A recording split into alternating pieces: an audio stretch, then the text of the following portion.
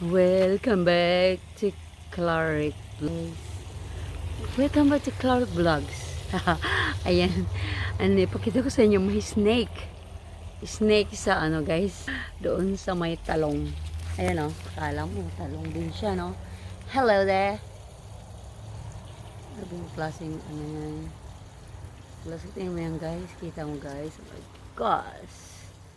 Uy! Igting ako Maliit siya, di ba?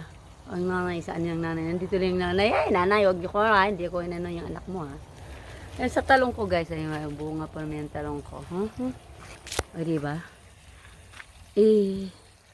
Ito palamig na. Pero malami pa rin siyang bunga. Maraming maliliit. Pero nakakatakot talaga yung snake. Kalamot. Talong siya. Mapatong siya sa talong. Ay. Ayan. May butterfly. Saan ba yun? Ayan yung natin. May nakagulay na ako yan. Huwag mo isumbalin niya Ipalay ako. Ayan. Nakagulay na ako niyan guys. Huwag nga ismulin yan. Uy, nakakaano talaga yung na yun. Nandoon pa yung snake. Siyempre nandun yung mata. Ang talong mo. Ayan, alaga lang yan. Ganun lang. Yung mga talong ngayon, naka-harvest na tayo dyan, guys. Wala na akong panahong vlog kasi, guys, na-promote na tayo ng assistant manager, kaya, busy na ang lola.